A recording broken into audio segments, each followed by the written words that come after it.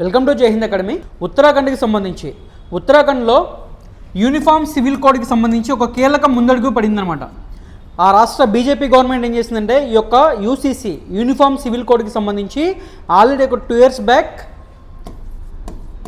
రంజనా ప్రకాష్ దేశాయ్ ఈమె జడ్జి అనమాట. ఈమె అధ్యక్షతన ఒక కమిటీ వేసింది యూనిఫామ్ సివిల్ కోడ్కి సంబంధించి. ఈ యూనిఫామ్ సివిల్ కోడ్ అంటే ఏంటంటే మనకి ఆర్టికల్ 44 చెప్తుందన్నమాట. ఏదైతే భారతదేశంలో వివిధ జాతులు ఉన్నాయి, వివిధ మతాలు ఉన్నాయి, మతాలకు సంబంధించినంటే అన్ని మతాలకి ఒకే తరహా వివాహం, అలాగే ఒకే తరహా విడాకులు, అలాగే ఆస్తులకి సంబంధించి వారసత్వాలకు సంబంధించి ఒకే విధంగా ఉంటుందన్నమాట. ఇప్పుడు చూసుకుంటే కనుక హిందూ మ్యారేజ్ యాక్ట్ 1955, అలాగే క్రిస్టియన్ మ్యారేజ్ యాక్ట్ 1872 డిఫరెంట్గా ఉంటాయి అన్నమాట. అంటే ఒక మతానికి డిఫరెంట్గా ఉంటాయి. యూనిఫామ్ సివిల్ కోడ్ వచ్చేస్తే ఏమైందంటే అన్ని మతాలకి ఒక రకంగా రూల్స్ అండ్ రెగ్యులేషన్స్ ఉంటాయి అన్నమాట. దానికి సంబంధించి ఏదైతే కమిటీ ఏదైతే ఉందో రంజనా ప్రకాష్ దేశాయ్ గారు అధ్యక్షతన ఏదైతే కమిటీ ఉందో కమిటీ అనేది ఆ నివేదికని ఉత్తరాఖండ్ గవర్నమెంట్కి ఇచ్చిందనమాట. ఆ ఉత్తరాఖండ్ గవర్నమెంట్ ఏం చేసిందంటే అసెంబ్లీ సమావేశాలు ఏర్పాటు చేసింది, 4 days సమావేశాలు. ఆ అసెంబ్లీ సమావేశాలు అయిపోయిన తర్వాత దీనిని ఆమోదించే అవకాశం ఉందన్నమాట. So UCC uniform civil code కానీ అమల్లోకి వచ్చిందంట. స్వతంత్రం వచ్చిన తర్వాత భారతదేశంలో ఫస్ట్ కంట్రీ యూసీసీ అమలు చేసింది ఉత్తరాఖండ్ అవుతుంది అనమాట. సో ఇప్పుడు దాకా భారతదేశంలో ఈ యూనిఫామ్ సివిల్ కోడ్ అనేది అమల్లో ఉందంటే కేవలం గోవాలో మాత్రమే అమల్లో ఉంది. ఈ గోవాలో ఎందుకు అమల్లో ఉందంటే గోవా అనేది 1961 వరకు పోర్చుగీస్ కాలనీ అనమాట. ఎప్పుడైతే మనకి ఆపరేషన్ విజయ్ జరిగిందో 1961లో, సో ఆ 1961లో ఆపరేషన్ విజయ్ జరిగిన తర్వాత గోవా అనేది మన భారతదేశంలో కలిసిపోయింది. సో స్వతంత్రం వచ్చిన తర్వాత నుంచి 61 వరకు పోర్చుగీస్ కాలనీలో ఉంది కాబట్టి పోర్చుగీస్కి సంబంధించి ఏదైతే యూనిఫామ్ సివిల్ కోడ్ అనేది గోవాలో అమల్లో ఉందన్నమాట. సో స్వతంత్రం వచ్చిన తర్వాత ఏదైతే ఉత్తరాఖండ్కి సంబంధించి ఫస్ట్ స్టేట్ అవుతుంది అనమాట. దీనికి సంబంధించి మనం చూసుకోండి ఎగ్జామినేషన్ పాయింట్ ఆఫ్ అడిగే బిట్లు ఎలా ఉంటాయంటే మనకి ఏదైతే ఉత్తరాఖండ్లో ఏర్పాటు చేసిన యూనిఫామ్ సివిల్ కోడ్కి సంబంధించి ఎవరైతే అధ్యక్షులు ఎవరైతే ఉన్నారో కమిటీకి హెడ్ ఎవరంటే రంజనా ప్రకాష్ దేశాయ్ గారు. అలాగే యూనిఫామ్ సివిల్ కోడ్కి సంబంధించి ఆర్టికల్ 44 మనకి, అలాగే స్టాటిక్ పార్ట్లో ఆపరేషన్ విజయ్ టచ్ అయ్యింది 1961. మరొక అంశం అందుబాటులోకి భారత ప్రభుత్వం సబ్సిడీ ధరకి అందిస్తున్న ఏదైతే భారత్ రైస్ అనే పథకం అనేది దేశవ్యాప్తంగా ప్రారంభమైనది. ఏదైతే మనం చూసుకుంటే కనుక ఈ యొక్క భారత్ రైస్కి సంబంధించి రేట్ ఎంతంటే 29 రూపీస్. గత ఏడాది కాలంలో చూసుకుంటే కనుక రిటైల్ ప్రైజెస్ ఏవైతే ఉన్నాయో అవుట్లెట్స్లో ప్రైజెస్ 15% పైన పెరిగినాయి అనమాట.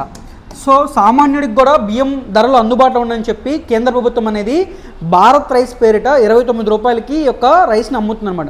ఎక్కడ సంబంధించి అవుట్లెట్స్ ఎక్కడంటే నాఫెడ్, NCCF, కేంద్రీయ బండార్ ఏదైతే అవుట్లెట్స్లో ఈ యొక్క బియ్యం అమ్మకాలు జరుగుతున్నాయి అనమాట. అలాగే కామర్స్ సంస్థల్లో కూడా ఈ బియ్యాన్ని ఆన్లైన్లో అందుబాటులో ఉంటుంది అనమాట. సో దీనికి సంబంధించి ఎవరైతే మినిస్టర్ పీయూష్ గోయల్ గారు చెప్పారనమాట, ఏదైతే సాధారణ మనుషులకు కూడా సాధారణ జనానికి కూడా ఈ యొక్క భారత రైస్ అనేది అందుబాటులో ఉంటుంది 29 రూపాయలకి అని చెప్తున్నాం పీయూష్ గోయల్ గారు. మరొక అంశం ఎస్టీ జాబితాలో ఏపీ నుంచి మరో 3 తెగలు బిల్లుకు రాజ్యసభ ఆమోదం.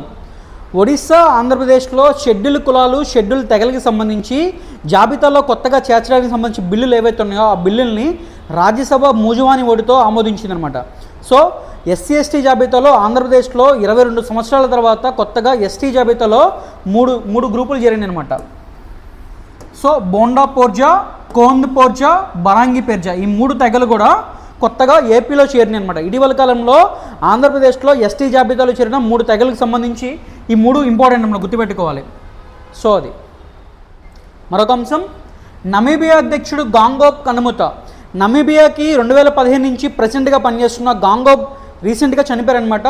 సో ఆయన క్యాన్సర్తో బాధపడి చనిపోయారు. సో నమీబియాకి సంబంధించి ఇటీవల కాలంలో మరణించిన అధ్యక్షుడు ఏంటంటే గాంగోబ్ అని చెప్పాలి. మరొక అంశం అంతరిక్షంలో అత్యధిక కాలం రష్యా కాస్మోనాట్ రికార్డ్. అంతరిక్షంలో అత్యధిక కాలం గడిపిన వ్యక్తిగా రష్యాకి సంబంధించి కాస్మోనాట్ ఎవరైతే ఓలెగ్ కొననాంకో ఉన్నారో ఈయన రికార్డు సృష్టించారన్నమాట. ఈయన ఇప్పటి వరకు ఇంటర్నేషనల్ స్పేస్ స్టేషన్కి 5 సార్లు వెళ్ళారు. సో మొత్తంగా 878 రోజుల 12 గంటలు గడిపారనమాట. సో ఇప్పటిదాకా రికార్డ్ అనబడి అతని పేరు మీద ఉంది.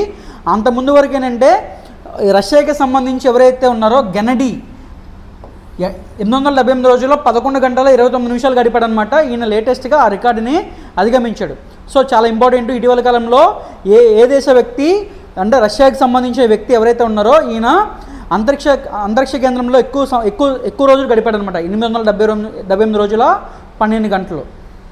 ఇవి ఇప్పటివరకు ఉన్న కరెంట్ అఫైర్స్ ప్రతిరోజు మీకు జై హింద్ అకాడమీ యూట్యూబ్ ఛానల్లో అందుబాటులోకి ఉంటాయి. అలాగే జనవరి మధ్యకి సంబంధించి పూర్తి కరెంట్ అఫైర్స్ ఆల్రెడీ మా యొక్క జై హింద్ అకాడమీలో అప్లోడ్ చేసాం, చూడగలరు. So please like, share and subscribe Jai Hind academy YouTube channel. Thank you.